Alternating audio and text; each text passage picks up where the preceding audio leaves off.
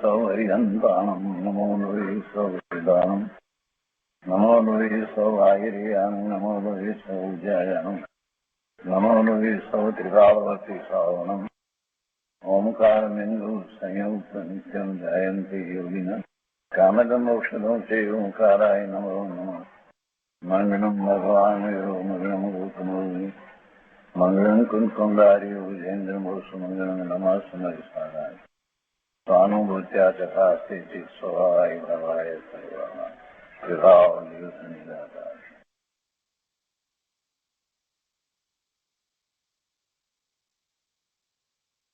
દ્રવ્ય સંગ્રહ શ્રી નેમિચંદ્ર સિદ્ધાંતિ દેવ વિરચિત દ્રવ્ય સંગ્રહનો સ્વાધ્યાય આપણે શરૂ કર્યો છે.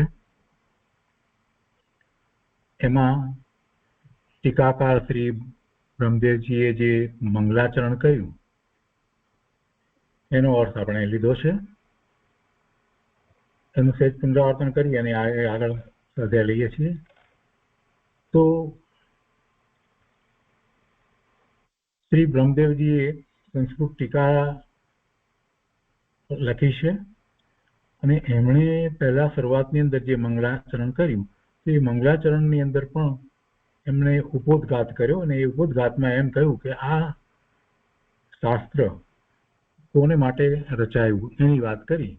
તો એમાં એમ કહ્યું કે માળવા દેશમાં ધારા નગરીના અધિપતિ કળીકાળ ચક્રવર્તી ભોજદેવ રાજાના સંબંધી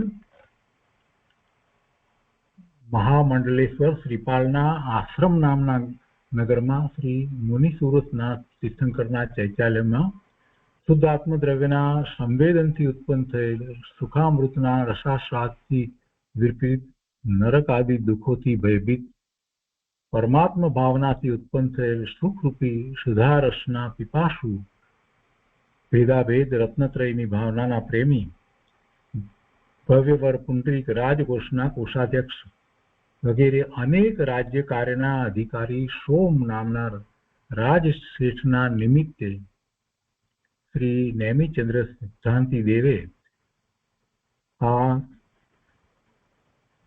દ્રવ્ય સંગ્રહની રચના કરી. તો એમાં પહેલા 26 ગાથાઓથી એમણે લઘુ દ્રવ્ય સંગ્રહ બનાવ્યો અને પછી વિશેષ તત્વના પરિજ્ઞાન માટે બૃહદ દ્રવ્ય સંગ્રહની રચના કરી.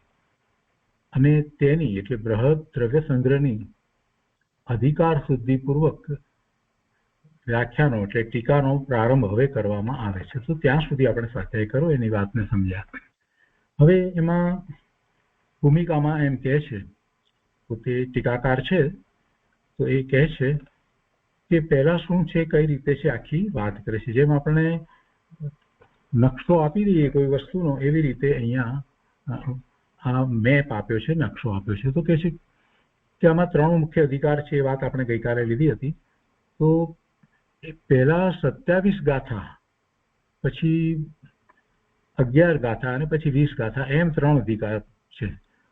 તો એમાં પ્રથમ જીવમ જીવમ દવ્યમ ઇત્યાદિ 27 ગાથા સુધી 6 દ્રવ્ય 50 નિકાય પ્રતિપાદન કરનાર પહેલો અધિકાર છે. પહેલા અધિકારમાં 6 દ્રવ્ય અને 50 નિકાયની વાત આવે છે. એ પહેલી 27 ગાથા. ત્યાર પછીથી 11 ગાથા. તો એમાં કહે છે કે ત્યાર પછીથી આસવ બંધન ઇત્યાદિ 11 ગાથા સુધી 7 તત્વ અને 9 પદાર્થ. તો 7 તત્વ અને 9 પદાર્થમાં કોઈ વિશેષ ફેર નથી. 7 તત્વ જ્યારે આપણે એમ કહીએ છીએ તો જીવ તત્વ, અજીવ તત્વ, આશ્રવ, સંવર, બંધ, નિદ્રા અને મોક્ષ એમ લઈએ છીએ. એમાં 5 જે છે એ પર્યાય રૂપે લઈએ છીએ, જીવ અને અજીવ સિવાયના. જ્યારે 9 કહીએ તો ત્યારે 9 પદાર્થ કહીએ છીએ તો એમાં પુણ્ય અને પાપને લઈએ છીએ. અને પુણ્ય પાપને શાસ્ત્રમાં આશ્રવની અંદર સમાવી દેવામાં આવ્યા છે. તો જ્યારે 9 તરીકે લઈએ ત્યારે આશ્રવમાં એ 2 જુદા લઈએ છીએ, એટલે એમ 9 થાય. અને એ જ પુણ્ય અને પાપને બંધની અંદર પણ સમાવી લેવામાં આવે છે, એટલે પુણ્યનો બંધ અને પાપનો બંધ એ રીતે પણ લેવાય છે. એટલે એમ 7 અને 9 કહેવામાં આવે છે. તો આ જે બીજો અધિકાર જે છે એ બીજા અધિકારની અંદર 11 ગાથા છે અને એ 11 ગાથાની અંદર એ 7 તત્વ અને 9 પદાર્થનું વર્ણન કરવામાં આવ્યું છે અને પદાર્થના પ્રતિપાદનની મુખ્યતાથી આખો એ બીજો અધિકાર છે. આજે અત્યારે આપણે હવે શરૂ કરીએ છીએ તે પહેલો અધિકાર 27 ગાથા અને પછી બીજો અધિકાર એ 11 ગાથાનો છે, એટલે એમ 38 ગાથા થઈ. ત્યાર પછીથી ત્રીજો અધિકાર જે છે એમાં સમ્મ દંશનામ ઇત્યાદિ 20 ગાથા સુધી મોક્ષ માર્ગના કથનની મુખ્યતાથી ત્રીજો અધિકાર છે, એટલે એમ 58 ગાથા છે અને એમ એ 3 અધિકાર કહેવામાં આવ્યા છે. 6 દ્રવ્ય અને પંચાસ્તિકાયનો આ પહેલો 27 ગાથાનો અધિકાર છે. ત્યાર પછીથી બીજો અધિકાર જે 11 ગાથાનો કહેવામાં આવ્યો એની અંદર 7 તત્વ અથવા 9 પદાર્થ, તો એનો અધિકાર છે. અને તે પછીથી ત્રીજો અધિકાર જે મોક્ષાર્થીને ખૂબ પ્રયોજનભૂત છે તેવો અધિકાર એ મોક્ષ માર્ગના કથનની મુખ્યતાથી ત્રીજો અધિકાર છે. એમાં 20 ગાથાઓ છે. તો આ રીતે 58 ગાથાઓ છે. આગળ કહે છે કે પહેલા અધિકારને વિશે અહીંયા થોડીક વાત કરે છે. બધા અધિકારની થોડી વાત અહીંયા લીધી છે કે આપણે એ ભૂમિકા તરીકે સમજી લઈએ, જેથી અંતરમાં એક વાત નિશ્ચિત થઈ જાય કે આપણે શેનો સ્વાધ્યાય કરવા જઈ રહ્યા છીએ અને એ પ્રયોજન માટે જ આ વાત અહીંયા કહેવામાં આવી છે. તો કહે છે કે ત્યાં પણ આદિમાં શરૂઆતમાં પહેલા અધિકારમાં જે 27 ગાથાનો પહેલો અધિકાર છે એમાં 14 ગાથાઓ સુધી જીવ દ્રવ્યનું વ્યાખ્યાન છે. જેમ કે 6 દ્રવ્ય લીધા તો એમાં મુખ્ય વાત તો જીવ દ્રવ્યની કરવી છે, તો 14 ગાથાઓ સુધી જીવ દ્રવ્યનું વ્યાખ્યાન છે. ત્યાર પછીથી અજીવો પૂર્ણ એટલે અજીવ વગેરે ઇત્યાદિ 8 ગાથા સુધી, 14 પછી બીજી 8 ગાથા સુધી અજીવ દ્રવ્યનું વ્યાખ્યાન છે. 27 માંથી 14 ગાથાઓમાં જીવ દ્રવ્યનું અને પછી 8 ગાથાઓની અંદર અજીવ દ્રવ્યનું કથન, એટલે એમ 22 થઈ. અને પછીની જે 5 ગાથાઓ છે તો એમાં પંચાસ્તિકાયનું વિવરણ છે. એટલે જોઈએ તો 27 ગાથામાં એ પહેલા અધિકારમાં 5 ગાથાઓમાં પંચાસ્તિકાયનું વર્ણન છેલ્લી 5 ગાથાઓમાં છે, 23 થી 27 ની અંદર. અને એ પહેલા મુખ્યતા શાની 6 દ્રવ્યની, અને 6 દ્રવ્યની અંદર પણ પહેલા એ 22 માંથી 14 ગાથાઓ તો જીવ દ્રવ્ય વિશે જ છે, પછી અજીવ દ્રવ્યની વાત લીધી અને પછી આ પંચાસ્તિકાયની અંદર છેલ્લી 5 ગાથામાં પંચાસ્તિકાયનું વિવરણ છે. તો એ પ્રમાણે એ પહેલો અધિકાર છે અને એમાં એના 3 ભાગ એ રીતે સમજવા, 3 અંતર અધિકાર જાણવા. કયા અંતર અધિકાર કહેવામાં આવ્યા? જીવ, અજીવ અને પંચાસ્તિકાય. કેમ કે 6 દ્રવ્યની વાત કરી એમાં જીવ અને અજીવ લીધા. જીવની 14 ગાથાઓ, 8 ગાથાઓ અજીવની અને 5 ગાથાઓ પંચાસ્તિકાયની, એમ એ 3 અંતર અધિકાર પહેલા અધિકારના જાણવા. હવે એમાં પણ કહે છે કે તેમાં પણ જે 14 ગાથાઓમાં જે જીવ દ્રવ્ય વિશે કહેવામાં આવી, તો કે તેમાં પણ 14 ગાથાઓમાં પહેલી ગાથા નમસ્કારની મુખ્યતાથી છે. એટલે આ નમસ્કાર અથવા તો મંગલાચરણની ગાથા જે પહેલી ગાથા કહેવામાં આવી એ નેમિચંદ સિદ્ધાંતિક દેવની એમની પહેલી ગાથા જે મંગલાચરણ રૂપે છે એ નમસ્કારની મુખ્યતાથી છે. બીજી ગાથા જીવો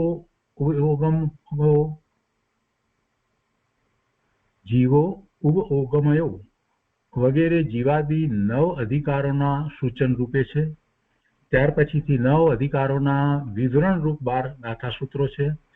તે 12 ગાથા સૂત્રોમાં પણ શરૂમાં જીવની સિદ્ધિ અર્થે તિક્કાલે, ચદુપાણા વગેરે એક સૂત્ર છે. ત્યાર પછીથી જ્ઞાન અને દર્શન બંને ઉપયોગનું કથન કરવા માટે ઓગો, દ્વિઅપકો વગેરે 3 ગાથાઓ છે. ત્યાર પછીથી જીવના અમૂર્તપણાના કથન માટે વર્ણરસ પંચ વગેરે એક સૂત્ર છે. ત્યાર પછીથી કર્મના કર્તાપણાના પ્રતિપાદન રૂપે પુગ્ગલ કમ્માદિણમ વગેરે એક સૂત્ર છે. ત્યાર પછીથી ભોક્તાપણાનું નિરૂપણ કરવા માટે વ્યવહારા સુદુઃખમ વગેરે એક સૂત્ર છે. ત્યાર પછીથી જીવને સ્વદેહ પ્રમાણ સિદ્ધ કરવા માટે અણુ ગુરુદેવ પ્રમાણો વગેરે એક સૂત્ર છે. ત્યાર પછીથી સંસારી જીવનું સ્વરૂપ કથન કરવા માટે ઉઠવિજલ તે વાવ વગેરે 3 ગાથાઓ છે અને ત્યાર પછીથી નિકમ્મા અઠ્ઠગુણા આદિ ગાથાના પૂર્વાર્ધમાં સિદ્ધ સ્વરૂપનું અને ઉત્તરાર્ધમાં જીવના ઉર્ધ્વગમન સ્વભાવનું વર્ણન કર્યું છે. તે પ્રમાણે નમસ્કાર આદિ 14 ગાથાઓ વડે પ્રથમ અધિકારમાં સમુદાય પાતનિકા છે. એટલે એ રીતે આખું એમાં વર્ણન આ રીતે કહ્યું એ રીતે કહેવામાં આવ્યું છે. તો હવે ગાથાના પૂર્વાર્ધ દ્વારા હું સંબંધ અભિધેય એટલે વિષય, જે ગાથાનો વિષય છે, જેની વાત અંદર આવે છે તે સંબંધ, અભિધેય અને પ્રયોજન કહું છું. ગાથાના પૂર્વાર્ધ દ્વારા હું સંબંધ, અભિધેય અને પ્રયોજન કહું છું અને ઉત્તરાર્ધ દ્વારા મંગલને માટે ઈષ્ટદેવને નમસ્કાર કરું છું. એવો અભિપ્રાય મનમાં રાખીને ભગવાન એટલે કે શ્રી નેમિચંદ્ર સિદ્ધાંતિક દેવ આ ગાથા સૂત્ર કહે છે. તો પહેલી ગાથાની અંદર પણ 2 વાત આવે છે. શું 2 વાત આવે છે? બહુ શાંતિથી યાદ રાખવાની જરૂર છે કે પહેલા પૂર્વાર્ધની અંદર, પહેલી ગાથાની અંદર પૂર્વાર્ધની અંદર સંબંધ, અભિધેય અને પ્રયોજન કહું છું. જો એ ગાથાની રચનાકાર નો ક્ષયોક્ષમ કેવો કે એક ગાથા મંગલાચરણની જયારે ગાથા કહે છે તો એની અંદર પણ આ 3 વાતને સમાવી લેવામાં આવી છે કે શું વિષય વસ્તુ આવશે, એનો શું સંબંધ હશે અને એનું પ્રયોજન શું છે આ કહેવાનું, એ પણ એમાં સમાવી લે છે. અને એ જ ગાથાના ઉત્તરાર્ધમાં એટલે બીજી લીટીની અંદર એની અંદર પછી એ મંગલને માટે ઈષ્ટદેવને નમસ્કાર કરે છે. એટલે જે પહેલી ગાથા છે એમાં પણ કેટલું બધું કહે છે. અને આ જે મહાપુરુષોની વિદ્વતા છે, મહાપુરુષોની વિદ્વતા માત્ર શબ્દ કે છંદ કે એમાં જ છે એવી વાત નથી, પરંતુ અંતરના જે ભાવ જે છે એ રીતે જ એમને આવે છે. સમયસારની ટીકા લખતી વખતે અમૃતચંદ્રાચાર્ય ભગવાને સૌથી પહેલો શ્લોક, જેને આપણે કળશ કહીએ છીએ અથવા તો એ ગાથા, એ એવી રીતે કહી કે એમાં કેટલી બધી વાત એવી આવી ગઈ કે જેથી આપણને ખ્યાલ આવે કે સમયસારમાં શું વસ્તુ આવશે. નમો સમયસારાય સ્વાનુભૂત્યા ચકાસે ચિત્ત સ્વભાવાય ભાવાય સર્વ ભાવાંતર છિદે. આ અમૃતચંદ્રાચાર્ય ભગવાનની પહેલી ગાથા, ત્યાંથી એમણે શરૂઆત કરી. ટીકાકાર છે, આત્મખ્યાતિ ટીકા લખે છે અને એમાં કેટલું બધું કહી દીધું. એનો કેટલા દિવસ સુધી તો પૂજ્ય ગુરુદેવે વિસ્તાર કર્યો. તો એવી રીતે અહીંયા તો આ જેમણે રચના કરી છે એવા નેમિચંદ્ર સિદ્ધાંત દેવ છે. તો એ પોતે પહેલા પોતાના શાસ્ત્રમાં મંગલાચરણ તો કહેવાના છે, આપણે જાણીએ છીએ કે બધા જ મંગલાચરણ કરે છે. અને મંગલાચરણનું પ્રયોજન એક જ હોય છે કે પોતાને આ ગ્રંથની શરૂઆત કરવી છે, રચના કરવી છે એવો વિકલ્પ આવ્યો છે, તો પોતે જે જ્ઞાન પ્રાપ્ત કર્યું છે તો પ્રભુની કૃપા છે, એટલે પ્રભુને નમસ્કાર કરે છે. એ અરિંદ ભગવાનને નમસ્કાર કરે, સિદ્ધ ભગવાનને નમસ્કાર કરે, સર્વને નમસ્કાર કરે છે. એ એક વાત હોય છે. અને સાથે એમ હોય છે કે એવી રીતે નમસ્કારથી શરૂ કરી અને જ્યારે ગ્રંથની શરૂઆત કરે છે તો ગ્રંથમાં કોઈ પણ પ્રકારે બીજા અંતરાયો વગેરે ના આવે, કોઈ અડચણ ના આવે, મુશ્કેલી ના આવે અને સારી રીતે ગ્રંથ પૂરો થઈ જાય, એવો આખો ભાવ હોય છે. અને આપણે પણ કોઈ પણ સારા કામની શરૂઆત કરીએ ત્યારે પ્રભુને નમસ્કાર કરીને તો શરૂઆત કરીએ છીએ. તો મહાપુરુષોએ એ વાત આપણને શીખવાડી છે.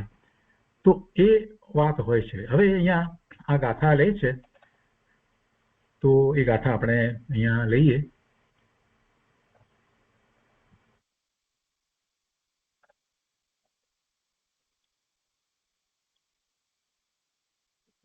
જીવમ જીવમ દવમ જીણવર સહેણ જેણ નિધિઠમ દેવિંદ વિદવંદમ વંદેતમ સવદા શીર્ષા. એ પછી બીજી ગાથા છે. બીજી ગાથા પણ આપણે સાથે અત્યારે વાંચનમાં તો લઈ લઈએ છીએ. જીવમ જીવમ દવમ જીનવર્ણ વૃષભેણ યેન નિર્દિષ્ટમ દેવેન્દ્ર વૃંદ વંદ્યમ વંદે તમ સર્વદા શીર્ષા. હવે એનો અન્વયાર્થ છે, એમાં કહે છે કે એન જીનવર વૃષભેણ, જે જીનવર વૃષભ ભગવાને જીવમ અજીવમ દ્રવ્યમ એટલે જીવ અને અજીવ દ્રવ્યનું નિર્દિષ્ટમ વર્ણન કર્યું છે. જે જીનવર વૃષભ ભગવાને જીવ અને અજીવ દ્રવ્યનું વર્ણન કર્યું છે. દેવેન્દ્ર વૃંદ વંદ્યમ, દેવેન્દ્રોના સમૂહથી વંદનીય તે પ્રથમ તીર્થંકર વૃષભદેવને હું એટલે શ્રી નેમિચંદ્ર સિદ્ધાંતિ દેવ સર્વદા હંમેશા સ્થિરતા મસ્તક નમાવીને વંદે નમસ્કાર કરું છું. આ ગાથાર્થ છે. હવે એમાં એક અહીંયા વાત લીધી છે દેવેન્દ્રોના સમૂહથી. દેવેન્દ્રના સમૂહથી એટલે એ ઇન્દ્રો, 100 ઇન્દ્રો દ્વારા પ્રભુ વંદનીય છે એવું કથન ઘણા શાસ્ત્રમાં આવે છે. 100 ઇન્દ્રો કયા? તો ભવનવાસી દેવોના 40 છે, વ્યંતર દેવોના 32, કલ્પવાસી દેવોના 24, જ્યોતિષી દેવના 1, ચંદ્રમા અને સૂર્યના, મનુષ્યના 1 ચક્રવર્તી અને તિર્યંચનો 1 સિંહ. એ પ્રકારે 100 ઇન્દ્રો કહેવામાં આવે છે.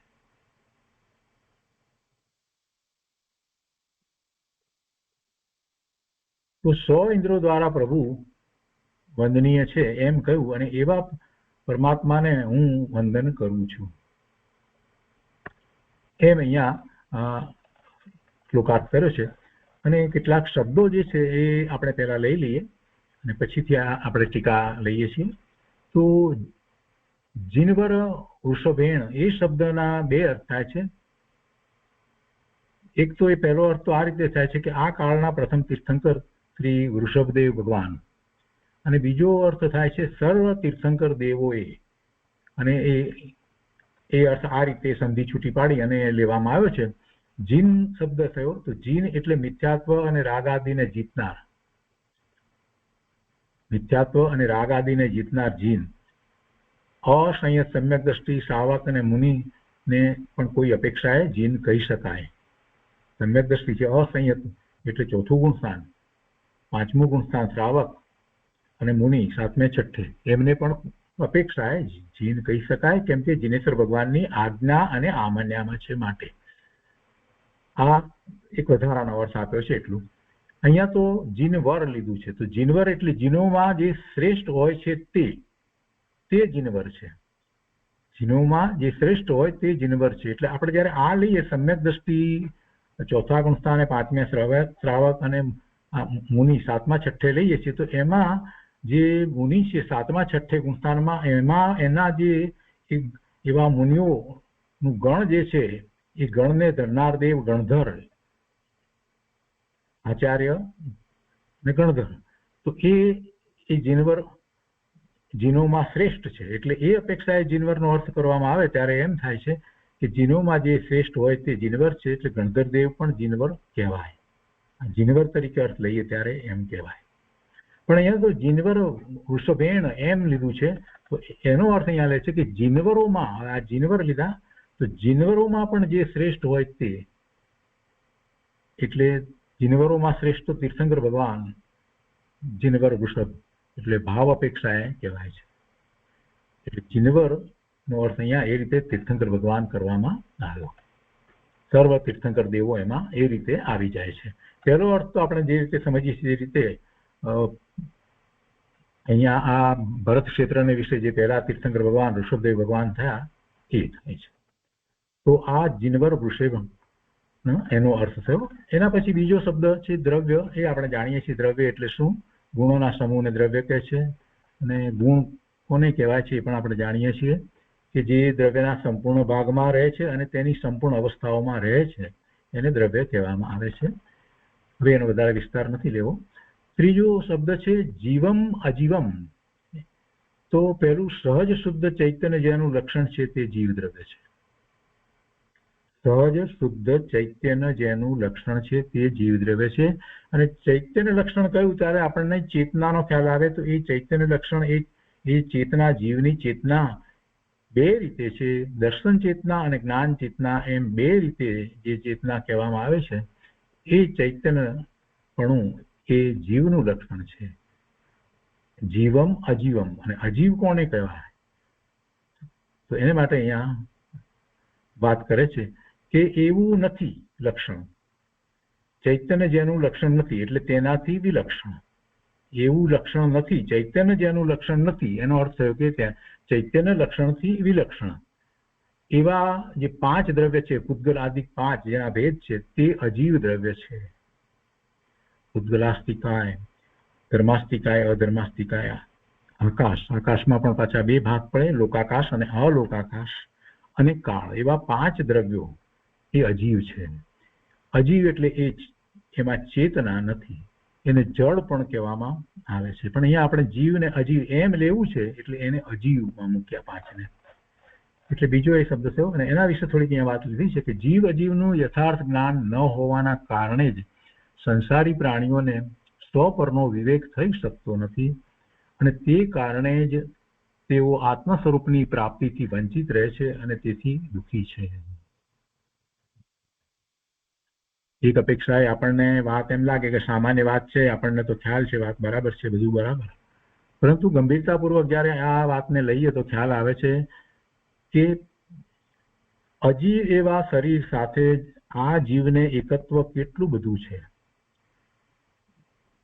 પોતે જીવ ચેતન છે અને પેલું શરીર જે છે, પૂતગલનો સ્કંદ જે છે, તે અજીવ છે, જળ છે, છતાંય એની સાથે એને આટલું બધું એકત્વ, એની સાથે આટલું મમત્વ, પોતાપણાનો ભાવ જે છે અને એકત્વનો ભાવ જે છે એના સહિત જ પોતાને માને છે.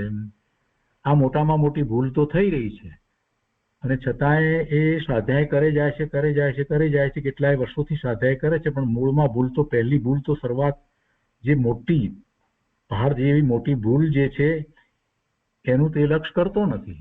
એટલે આ વાતને પણ ફરીથી વિચારમાં લેવા જેવી છે કે મૂળ વાત તો આ છે કે જીવને અજીવ સાથેનો એટલો બધો એનો મેળાપ થઈ ગયો છે, એમાં એટલું બધું પોતાપણું લાગે છે, એ રીતે જ પોતાનું અસ્તિત્વ માને છે, અને દરેક જે કાર્યોમાં એ પ્રવર્તે છે, જે કંઈ વિચારણા કરે છે, એ બધા વખતે શું કરે છે તો શરીર સહિત જ જાણે પોતાનું અસ્તિત્વ હોય એ રીતે જ વિચાર કરે છે. હું આમ કરીશ, હું તેમ કરીશ, મને આમ થયું, મને તેમ થયું, હું આમ તેમ. આખો સમય સંસાર પર્યાયમાં રહેલા જીવો જે કંઈ વિચાર કરે છે એ બધામાં એ પોતે ચેતના માત્ર છે એવી રીતે તો ક્યારેય વિચાર કરતો નથી. શરીર સહિત જ પોતાનું જાણે કે અસ્તિત્વ હોય એ રીતે જ એ બધા જ વિકલ્પોમાં જાય છે. બધું જ કાર્ય જે કરે છે, જે કંઈ કરી તો શકતો નથી, માત્ર એ વિકલ્પોમાં રાચે છે, પણ એ બધા કાર્યો કરે છે એટલે કરવાનો એવો વિકલ્પ વગેરે જે છે એમાં પણ એ પોતે શરીર સહિત છે એમ જ બધી વિચારણા છે. અને એ શરીરને અપાયેલું નામ એને પોતાનું અસ્તિત્વ સમજે છે. એટલે જીવ અજીવનું યથાર્થ જ્ઞાન ન હોવાના કારણે જ સંસારી પ્રાણીઓને સ્વ પરનો વિવેક થઈ શકતો નથી, અને તે કારણે જ તેઓ આત્મ સ્વરૂપની પ્રાપ્તિથી વંચિત રહે છે અને તેથી દુઃખી છે. આત્મ સ્વરૂપની પ્રાપ્તિ નથી, ને આત્મ સ્વરૂપની પ્રાપ્તિ નથી માટે દુઃખી છે. જેને આત્મ સ્વરૂપની પ્રાપ્તિ થઈ છે એવા સમ્યક દ્રષ્ટિ જ્ઞાની ધર્માત્મા જીવો એ જ સુખી છે. જેને આત્મ સ્વરૂપની પ્રાપ્તિ નથી થઈ એ ક્યારેય સુખી હતા નહીં, હોય નહીં અને હશે નહીં. એ પછી ચોથી વાત પણ સાથે લીધી છે કે માટે જેઓ કલ્યાણના માર્ગ પર ચાલવા ચાહતા હોય તેઓએ સ્વ પરનો યથાર્થ વિવેક પ્રગટ કરવા માટે જીવ અજીવનું યથાર્થ જ્ઞાન કરવું જોઈએ. જો અહીંયા અભિધેયની વાત કરી હતી ને કે વિષય શું, તો વિષય શું અને સાથે એનું પ્રયોજન ની પણ વાત લેવી છે ને, એટલે આ વાત અહીંયા મહત્વની છે કે પ્રયોજન આપણું શું છે. પ્રયોજન આપણું તો શાશ્વત સુખની પ્રાપ્તિનું પ્રયોજન છે, અને એને માટે જ્યારે આ ગાથાઓ જ્યારે ભગવાને લખી હોય તો એની અંદર વિષય પણ એવો જ હોય ને, એ વિષયને સ્પષ્ટ કરનારી જ વાત બધી આવતી હોય ને. તો શું વિષય હોય? જીવ અને અજીવ એ બંનેનું યથાર્થ જે રીતે છે તેવું સ્વરૂપ સમજાવી અને એવું ભેદ જ્ઞાન કરાવવું છે. એટલે કહે છે કે માટે જેઓ કલ્યાણના માર્ગ પર ચાલવા ચાહતા હોય તેઓએ સ્વ પરનો, સ્વ એ પોતે જીવ ચેતન ભગવાન આત્મા એ સ્વ અને એ સિવાય બીજું બધું પર, એવા સ્વ પરનો યથાર્થ વિવેક પ્રગટ કરવો જોઈએ. અને એવો વિવેક પ્રગટ કરવા માટે સૌથી પહેલી કોઈ જરૂરિયાત હોય તો જીવ અને અજીવનું યથાર્થ જ્ઞાન કરવું જોઈએ. નિજ આત્મરૂપ ઉપાદાન, નિજ શક્તિ કા એ પોતાનું ઉપાદાન છે. એ સિવાય બહારમાં બીજા ગમે તે હોય, જીવ અને અજીવો બીજા નિમિત્ત કારણ હોય, પણ પોતાનું ઉપાદાન છે એટલે પોતાના પરિણામ એ રીતે થાય છે. અને એ ઉપાદાન જે છે, ઉપાદાન કારણ છે, એ શુદ્ધ છે. એ ત્રિકાળ શુદ્ધ વસ્તુ છે. શાશ્વત ઉપાદાન શુદ્ધ જ છે, વસ્તુ શુદ્ધ જ છે. એટલે નિજ આત્મરૂપ ઉપાદાન કારણથી પ્રાપ્ત થતું અનંત સુખ જીવો પ્રગટ કરે એ શાસ્ત્રનું પ્રયોજન છે. એ આ શાસ્ત્રનું પ્રયોજન છે. હવે એમાં ગાથાની અંદર એક શીર્ષા વંદે એટલે આપણને જે સહેલો અર્થ તો સમજાય કે મસ્તક નમાવી અને નમસ્કાર કર્યા. તો એનો જરાક વિસ્તૃત અર્થ જે છે તેને સમજીએ. તો એમાં એમ કે છે કે નિજ શુદ્ધ આત્માનું આરાધન તે ભાવ નમસ્કાર છે. જો અહીંયા નિજ શુદ્ધ આત્માનું આરાધન તે ભાવ નમસ્કાર લીધો છે. પોતાનો શુદ્ધ આત્મા સિદ્ધ સમાન પોતાનું સ્વરૂપ, એની આરાધના કહો કે એને નમસ્કાર કહો કે એના મય થઈ જાઓ, એ બધાનો એક જ અર્થ થાય છે. પોતાના શુદ્ધ સ્વરૂપને નમસ્કાર એટલે બે હાથ જોડી અને મસ્તક નમાવી અને એ પોતાના સ્વરૂપને નમસ્કાર કરે એવું કહેવું, એ એક રીતે જોઈએ તો એ વ્યવહારના એનું કથન છે. વાસ્તવમાં તો એ પોતે પોતાના સ્વભાવ ભાવે પરિણમે છે. પોતે પોતાના સ્વભાવ ભાવે પરિણમે છે. એ જ પોતાની જ આરાધના છે. અને પોતાની આરાધના શા માટે? તો પોતે સિદ્ધ સમાન શુદ્ધ પૂર્ણ પવિત્ર છે. અને પોતાનું જે સ્વરૂપ છે એ સ્વરૂપ ક્યારેય બદલાતું નથી. અનંત ગુણનો પિંડ પોતે છે.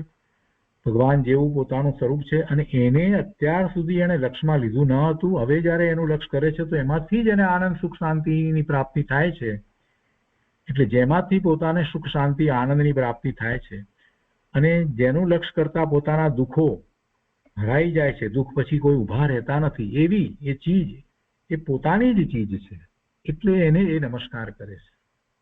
નમસ્કાર કરીએ છીએ તો ત્યાં એટલા માટે નમસ્કાર કરીએ છીએ કે જેને નમસ્કાર કરીએ છીએ એમના દ્વારા આપણને કાંઈક પ્રાપ્તિ થાય છે. તો અહીંયા પણ શું છે?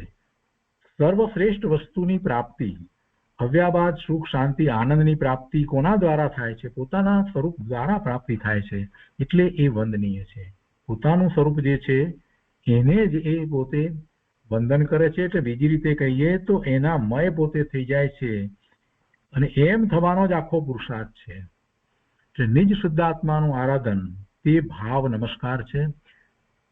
એ ભાવ નમસ્કાર છે. અને 12માં આપણે જે દ્રવ્ય નમસ્કાર કરીએ છીએ એમાં સામાન્ય રીતે પરનું લક્ષ હોય છે. એટલે એમાં બે હાથ જોડી મસ્તક નમાવી અને એમનું લક્ષ કરી અને આપણે નમસ્કાર કરીએ છીએ. તો એમાં જીનેન્દ્ર ભગવાન, તીર્થંકર ભગવાન સાક્ષાત બિરાજમાન હોય તો કેવળી પરમાત્મા બિરાજમાન હોય તો એમને નમસ્કાર કરીએ છીએ.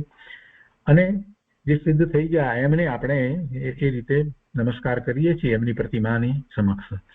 તો એક વાત કરે છે કે તે જીનેન્દ્ર ભગવાનની નિશ્ચય સ્તુતિ, નિજ શુદ્ધ આત્માનું આરાધન તે ભાવ નમસ્કાર છે. અને તે જીનેન્દ્ર ભગવાનની નિશ્ચય સ્તુતિ વંદના પ્રણામ નમસ્કાર છે.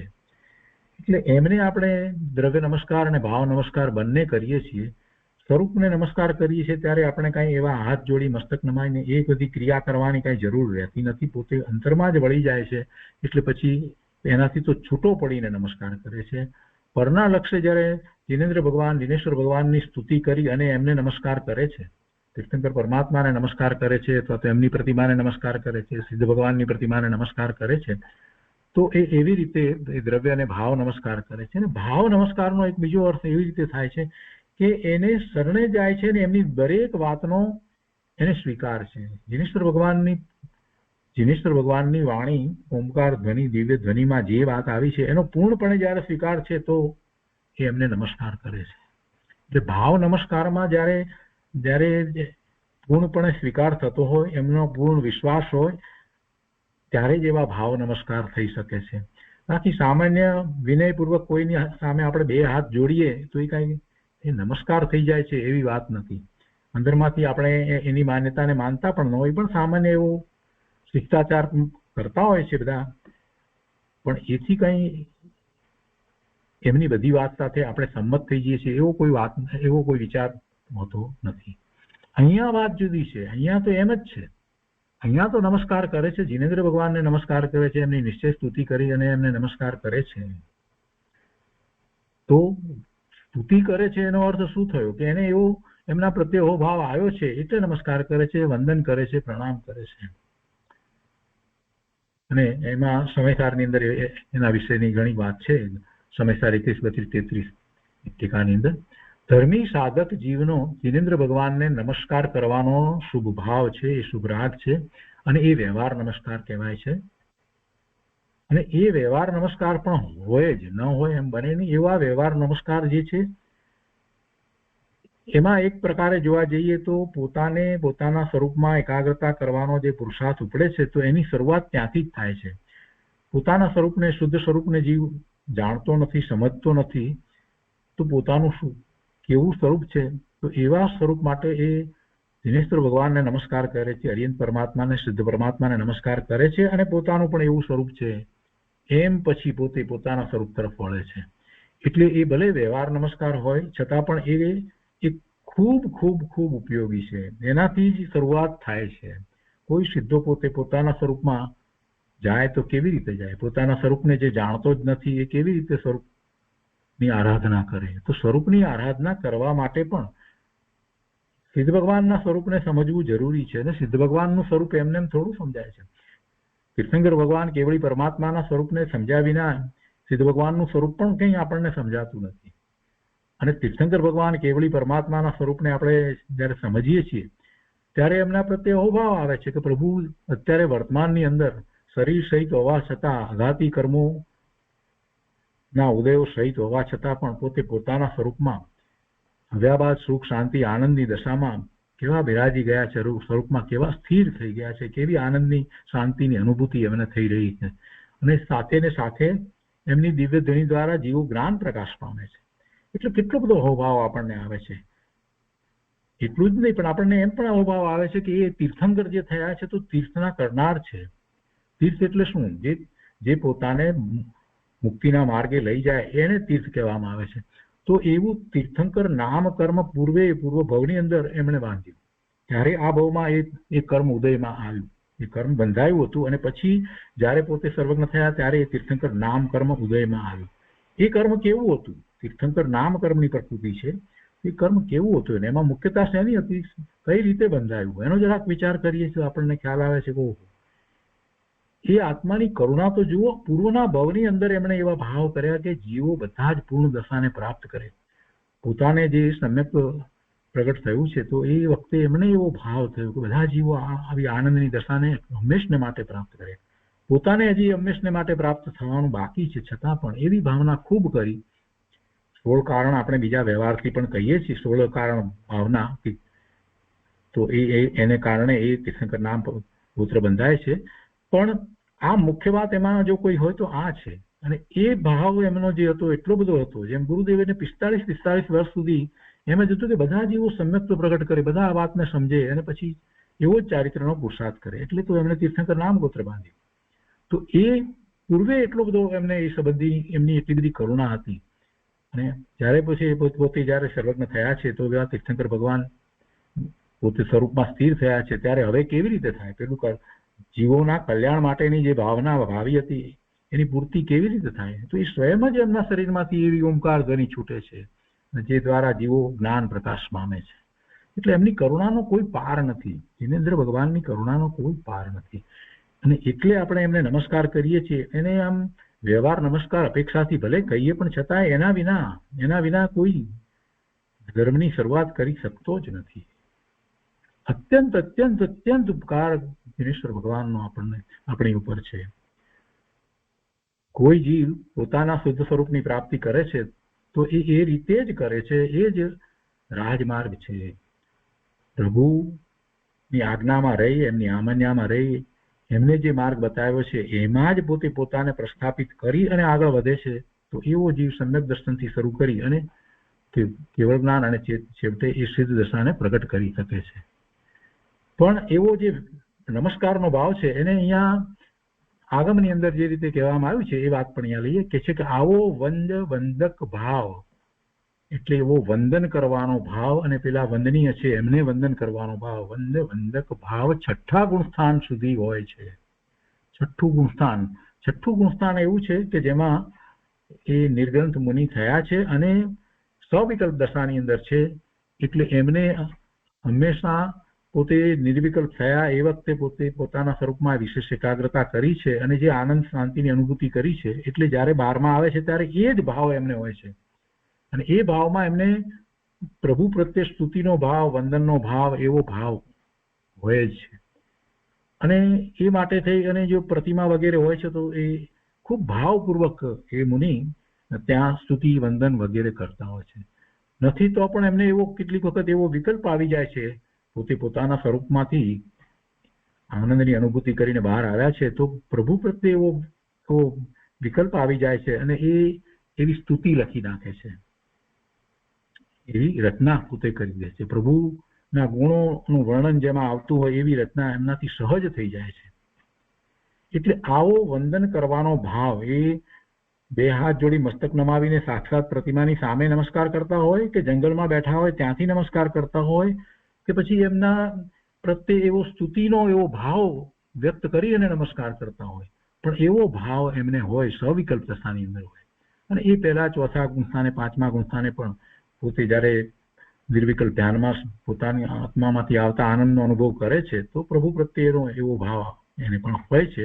એટલે જ્યારે ચોથા પાંચમા ગુણસ્થાનની દશામાં મોટે ભાગે તો એ સવિકલ્પ હોય છે, ચોથામાં તો ખૂબ જ સવિકલ્પ જ વિશેષપણે હોય છે, એટલે એને જે શુભભાવ હોય છે એને પણ એ શુભભાવ આવા પ્રકારના વંદન કરવાના, પ્રભુને વંદન કરવાના ભાવ હોય છે. પાંચમે ગુણસ્થાને પણ એ વધારે હોય છે શુભભાવ, અને છઠ્ઠા ગુણસ્થાને તો અશુભભાવ હોતો નથી એમ કહેવાય. ને જે શુભભાવ છે એ શુભભાવ પણ આ પ્રકારનો છે કે પ્રભુને એવા વંદન કરી અને એમ વંદન કરતા કરતા પાછા પોતે પોતાના સ્વરૂપમાં ચાલ્યા જાય છે. અંતર્મુહૂર્તમાં તો પોતે પાછા સાતમા ગુણસ્થાને પોતાના સ્વરૂપમાં ચાલ્યા જાય છે.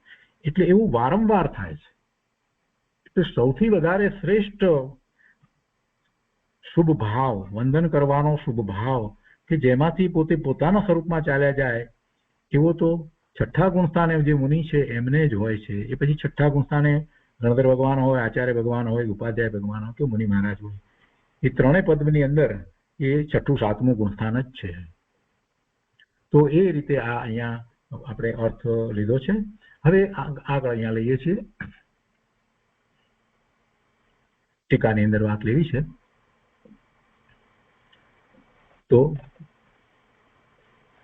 પહેલી ગાથાનો ગાથાર્થ અહીંયા સમગ્રપણ પછી આ રીતે આપ્યો છે, શબ્દાર્થ તરીકે આપણે લીધો કે છે કે હું નેમિચંદ્ર સિદ્ધાંતિ દેવ જે જીનવર વૃષભે જીવ અને અજીવ દ્રવ્યનું વર્ણન કર્યું તે દેવેન્દ્રોના સમૂહથી વંદ્ય તીર્થંકર પરમદેવને સદા મસ્તક વડે નમસ્કાર કરું છું. હવે ટીકામાં કહે છે, પરમદેવજી ટીકાની અંદર કહે છે કે વંદે ઇત્યાદિ પદોનું ક્રિયાકારક સંબંધથી પદખંડના રૂપે વ્યાખ્યાન કરવામાં આવે છે. હવે ક્રિયાકારક, આ આપણે જે કારકો જે આપણે સમજીએ છીએ, કર્તા, કર્મ, કરણ, સંપ્રદાન વગેરે, જે 6 કારકો આપણે લઈએ છીએ, જે પર્યાયની વાત કરતા હોય ત્યારે આપણે એ લઈએ છીએ, સંપ્રદાન, અપાદાન, અધિકરણ વગેરે. અને જે કંઈ એક ક્રિયા થઈ તે તો એનો સંબંધ રાખી અને આને પદખંડનના રૂપે, એટલે બે પદ જે છે એને જુદા પાડી અને એનું અહીંયા વર્ણન કરવામાં આવે છે. તો અહીંયા કહે છે કે વંદે, તો કે એક દેશ શુદ્ધ નિશ્ચય નથી, સ્વશુદ્ધ આત્મ આરાધના લક્ષણ, એટલે નિજ શુદ્ધ આત્માની આરાધના જેનું લક્ષણ અર્થાંત સ્વરૂપ છે એવા. ફરીથી શું કહે છે કે વંદે એટલે કે એક દેશ શુદ્ધ નિશ્ચય નહીંથી નિજ શુદ્ધ આત્માની આરાધના જેનું લક્ષણ અર્થાંત સ્વરૂપ છે એવા ભાવ સ્તવન વડે તથા અસદભુત વ્યવહાર નયથી તેના પ્રતિપાદક વચનરૂપ દ્રવ્ય સ્તવન વડે નમસ્કાર કરું છું. શું કહેવા માંગે છે કે વંદે એટલે વંદન કરું છું, નમસ્કાર કરું છું. તો કઈ રીતે? ભાવથી અને દ્રવ્યથી. ભાવ અને દ્રવ્ય નમસ્કાર કરું છું. અને ભાવ નમસ્કારનો અર્થ અહીંયા કેવી રીતે લીધો કે નિજ શુદ્ધ આત્માની આરાધના જેનું લક્ષણ છે, જેનું સ્વરૂપ છે, એવું જે દ્વારા પોતે પોતાના શુદ્ધ સ્વરૂપની એકાગ્રતા આરાધના કરે છે, અનુભૂતિ કરે છે, એ જેનું લક્ષણ છે એવું એ ભાવ સ્તવન છે. એ ભાવ સ્તવન. હવે ભાવ સ્તવન, નિજ શુદ્ધ આત્માની આરાધના ને ભાવ સ્તવન કેમ કહ્યું? અને પેલાને બીજું જે સ્તવન કરવામાં આવ્યું એ સામે પ્રભુનું એમ જે શબ્દો દ્વારા સ્તવન કરવામાં આવે છે, તો એને એક અપેક્ષા કે એ તો દ્રવ્ય સ્તવન કીધું, અને સાથે પછી 12માં મસ્તક નમાવી હાથ જોડીને એ નમસ્કાર કરે છે, એ દ્રવ્ય નમસ્કાર કહ્યું. તો પછી ભાવ સ્તવન જે કહ્યું એ નિજ પોતાના શુદ્ધ આત્માની આરાધના જેનું લક્ષણ છે એને ભાવ સ્તવન કેમ કહ્યું? પ્રશ્ન અહીંયા એ આપણને થાય. કેમ ભગવાનની વાત એમાં ન લીધી? એટલા માટે કે પૂર્ણ દશાની પ્રાપ્તિ જે જીવોએ કરી એ જીવોએ કઈ રીતે કરી? જરાક વિચાર કરીએ તો આપણને ખ્યાલ આવે કે જે જીવોએ પૂર્ણ દશાની પ્રાપ્તિ કરી એ કઈ રીતે કરી? એ સામે બિરાજમાન તીર્થંકર પરમાત્મા, કેવળી પરમાત્માના સ્તવન દ્વારા, એમની વાણી દ્વારા અને સિદ્ધ ભગવાનના સ્વરૂપનો વિચાર કરી એમ કેવું એ બધું વ્યવહારના એનું કથન છે. કે પોતે પોતાના પૂર્ણ શુદ્ધ સ્વરૂપની પ્રાપ્તિ કરે તો પોતે પોતાના સ્વરૂપની અંદર એકાગ્રતા, લીનતા, રમણતા અને સ્થિરતા કરે છે. તો ક્યાં સ્થિરતા કરી? પોતાના સ્વરૂપને વિશેષ સ્થિરતા કરી. કોણે કરી? જે સિદ્ધ થયા એ બધાએ પહેલા કરી. સિદ્ધ થયા એ પહેલા એમણે બધાએ કેવળ જ્ઞાન પ્રગટ કર્યું, એટલે પૂર્ણપણે પોતાના સ્વરૂપમાં સ્થિર થયા. અને પૂર્ણપણે જ્યારે સ્થિર થયા છે ત્યારે જ એ અવ્યાબાદ સુખ, શાંતિ, આનંદની દશાને પ્રાપ્ત કરી. તો સૌથી શ્રેષ્ઠ શું થયું? ક્યાંથી સૌથી શ્રેષ્ઠ વસ્તુની પ્રાપ્તિ થઈ? તો પોતાના સ્વરૂપમાંથી જ પ્રાપ્તિ થઈ. પોતાના નિજ શુદ્ધ સ્વરૂપમાંથી જ સર્વશ્રેષ્ઠ એવું અવ્યાબાદ સુખ, શાંતિ, આનંદ ની પ્રાપ્તિ થઈ. એટલે સૌથી સર્વશ્રેષ્ઠ, પૂજનીય, વંદનીય, ભાવ નમસ્કાર કરવા યોગ્ય શું છે? તો કે શુદ્ધ સ્વરૂપ. કોનું? પોતાનું. એટલે અહીંયા દરેક શબ્દ મહત્વનો છે. નિજ શુદ્ધ સ્વરૂપ, પોતાનું શુદ્ધ સ્વરૂપ, નિજ શુદ્ધ આત્માની આરાધના જેનું લક્ષણ અર્થાંત સ્વરૂપ છે એવું ભાવ સ્તવન. એટલે ભાવ સ્તવન હંમેશા આ રીતે હોય. ફરીથી વિચાર કર્યો, ભાવ સ્તવનમાં નિજ શુદ્ધ સ્વરૂપની વાત શા માટે લીધી? કેમ કે નિજ સ્વરૂપ જે છે એ જ પૂર્ણ દશાની પ્રાપ્તિ કરાવનારું છે. નિજ શુદ્ધ સ્વરૂપ જે છે એમાંથી જ પોતાને અવ્યાબાદ સુખ, શાંતિ, આનંદની દશાની પ્રાપ્તિ થાય છે. નિજ શુદ્ધ સ્વરૂપ જે છે એ જ એવું છે કે જે પંચમ ગતિની પ્રાપ્તિ થયા પછીથી ફરીને ક્યારેય સંસાર પર્યાયમાં આવતું નથી. એટલે એ જ પૂજનીય છે. એટલે એને તો ભાવ નમસ્કાર કર્યા. એટલે એવા ભાવ નમસ્કાર વડે તથા હવે બીજું લીધું છે અહીંયા જે છે, આ જે ભાવ નમસ્કારની વાત લીધી એ શુદ્ધ નિશ્ચય નહીંથી લીધી. એટલે પહેલા એમ લીધું કે એક દેશ શુદ્ધ નિશ્ચય નહીંથી પોતાનો શુદ્ધ આત્મ આરાધના લક્ષણ, એટલે નિજ શુદ્ધ આત્માની આરાધના જેનું લક્ષણ છે એવું સ્વરૂપ, એ શુદ્ધ નિશ્ચય નહીંથી લીધું. અને એ ભાવ સ્તવન એના વડે. અને હવે બીજું તથા અસદભૂત વ્યવહાર નહીંથી તેના પ્રતિપાદક વચન રૂપ દ્રવ્ય સ્તવન વડે નમસ્કાર કરું છું. અસદભૂત વ્યવહાર નહીંથી, જે પછીથી જે બીજું લીધું એની અંદર ને નમસ્કાર કરે છે, તો એ વ્યવહાર નહીંથી કરવામાં આવ્યો. અને અહીંયા એમણે અર્થ કર્યો છે કે અસદભૂત વ્યવહાર નહીંથી તેના પ્રતિપાદક વચન રૂપ દ્રવ્ય સ્તવન વડે નમસ્કાર કરું છું. કેમ કે દ્રવ્ય સ્તવન જે કરવામાં આવ્યું તો એ તો વચન રૂપ છે, એ વાણી રૂપે છે. અને વાણી જે છે એ શું છે? વાણી છે એ તો પૂતગળની પર્યાય છે. ભાષા વર્ગણાના પરમાણુનું એ કાર્ય છે. જે ભાષા વર્ગણાના પરમાણુનું એ કાર્ય તો થવા યોગ્ય છે, માટે થાય છે. ભાષા વર્ગણાનું કાર્ય કોણ કરે? આ જીવ કરાવી શકે છે? નથી કરાવી શકતો. આટલો બધો અધ્યાય કર્યા પછીથી એ વાત આપણને સ્પષ્ટ છે કે પૂતગળના પરિણામ ચેતન એવો આ જીવ કરાવી શકતો નથી. તો આ ભાષા વર્ગણાના પરિણામ જે થઈ રહ્યા છે, માટે જે વચન નીકળે છે, જે ભાષા નીકળે છે, એ ભાષા નીકળી, એ વચન વાણી જે છે, એ કોનું કાર્ય થયું? એ તો પૂતગળનું કાર્ય થયું.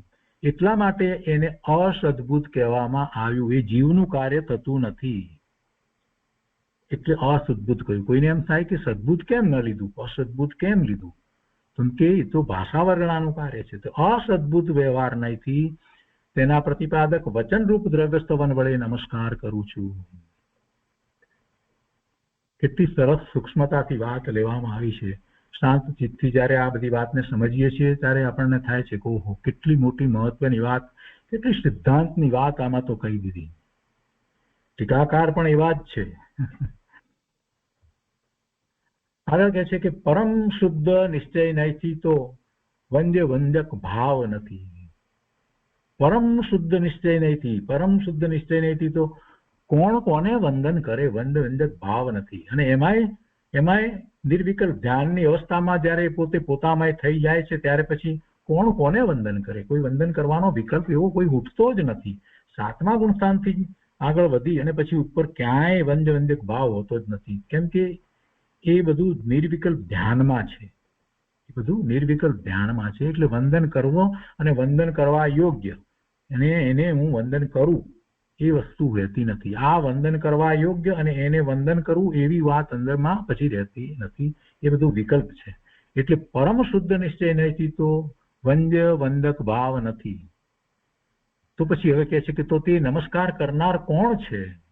હવે વાતને આગળ આપણને સમજાવે છે. ટીકા છે ને એની અંદર વાતને સમજાવે. તો તે નમસ્કાર કરનાર કોણ છે? તો એમાં પછી કહે છે કે હું નેમિચંદ્ર સિદ્ધાંતી દેવ એ નમસ્કાર કરનાર હું છું. જો અહીંયા આ ટીકા લખી છે ને એટલે આ રીતે લેવામાં આવ્યું છે. પોતે પોતાને નેમિચંદ્ર સિદ્ધાંતી દેવ માને છે એમ નથી, પણ અહીંયા શબ્દની રચનાની અંદર એવી રીતે લેવામાં આવ્યું છે. હું નમસ્કાર કરું છું, હું એટલે શુદ્ધ આત્મા નમસ્કાર કરું છું, એમને તો એ જ ભાવ હોય. પણ અહીંયા જયારે શાસ્ત્રની રચના છે ત્યારે પછી એ રીતે વાત લેવાય. અને એમાં ટીકાકાર પછી એમનું નામ લખે. એમણે કઈ ગાથાની અંદર એવું નામ લખ્યું હોય એવું નથી, પણ લખે તો પણ એ જાણે છે કે આ માત્ર એ શબ્દનું કારણ છે, પોતે તો જે છે તે જ છે. તો કેવી રીતે નમસ્કાર કરું છું? હવે એ અહીંયા ટીકાની વાત લીધી છે એટલે એક એક પ્રશ્ન કરી અને એ રીતે લેવામાં આવ્યું છે. તો આપણે પણ એ જ રીતે જઈશું. તો કેવી રીતે નમસ્કાર કરું છું? સર્વદા સદા શેના વડે? શીર્ષા ઉત્તમ અંગ વડે, મસ્તક જે છે એને નમાવીને નમસ્કાર કરું છું તે વડે. તમ એટલે તે વંદન ક્રિયા કર્મપણાને પ્રાપ્ત છે એવું કાર્ય થાય છે. તેને એના વડે એવી રીતે હું નમસ્કાર કરું છું. એટલે વંદન ક્રિયાના કર્મપણાને પ્રાપ્ત કોણ છે? વંદન કોને થાય છે? વંદન ક્રિયાના કર્મપણાને એટલે કોને વંદન કરવામાં આવે છે? એનો અર્થ એમ થાય છે તો કે વિતરાગ સર્વજ્ઞ દેવ. તો વિતરાગ સર્વજ્ઞ દેવ કેવા છે? હવે પછી એ વાત લે છે. વિતરાગ સર્વજ્ઞ દેવ કેવા છે? તો છે કે દેવિન્દ વંદે, તો મોક્ષ પદના અભિલાષી દેવેન્દ્ર આદિથી વંદ્ય છે. દેવેન્દ્ર આદિ, અને દેવેન્દ્ર આદિ એટલે એમાં બધા ઇન્દ્રો આવી જાય છે. દેવોના ઇન્દ્ર આદિ બધા ઇન્દ્રો, એટલે 100 ઇન્દ્રની જે વાત કરવામાં આવી એ વાત એમાં લીધી છે. અને એ 100 ઇન્દ્રની વાત કઈ ગમે તેમ કોઈએ ઉપજાવી કાઢી છે એમ નથી. જો એના પણ અહીંયા સૂત્ર છે. ભવણાલય 40 વિંતર દેવાણ હોતી 32 કપ્પામર 24 ચંદો સુરો હણો વીર્યો.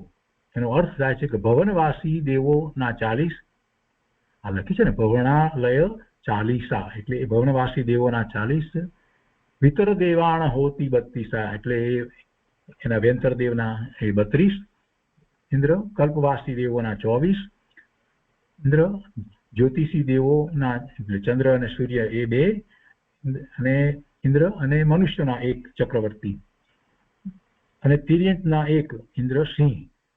એ રીતે બધા મળી અને 100 ઇન્દ્રો છે.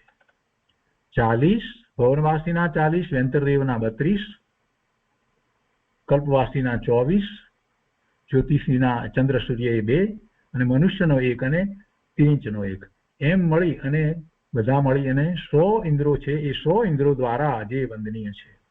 તો આ ગાથામાં કહેલા 100 ઇન્દ્રોથી વંદ્ય છે. જેણ એટલે જે હવે કે છે જે ભગવાને શું કર્યું છે, એટલે નિર્દિષ્ટ કરેલ છે. નિર્દિષ્ટમ એટલે નિર્દિષ્ટ કરેલ છે, કહેલ છે, પ્રતિપાદન કરેલ છે, પ્રતિપાદિત કરેલ છે. શું પ્રતિપાદિત કરેલ છે, શું નિર્દિષ્ટ કરેલું છે એમણે? આ જે પ્રભુ આ 100 ઇન્દ્રો દ્વારા જે વંદનીય છે એમણે શું પ્રતિપાદન કરેલું છે? તો કે છે કે જીવમ જીવમ એટલે જીવ, અજીવમ દવ્યમ એટલે જીવ અને અજીવ એ 2 પ્રકારે દ્રવ્યો એ એમણે પ્રતિપાદિત કરેલ છે. જો એમણે નક્કી કર્યા છે એમ નથી, એ છે અને એમણે તો એનું પ્રતિપાદન કર્યું છે. એટલે કે જેમ છે તેમ એમણે કહ્યા છે. એમના જ્ઞાનમાં એમ આવ્યા છે, એમના જ્ઞાનમાં એ રીતે આવ્યા છે.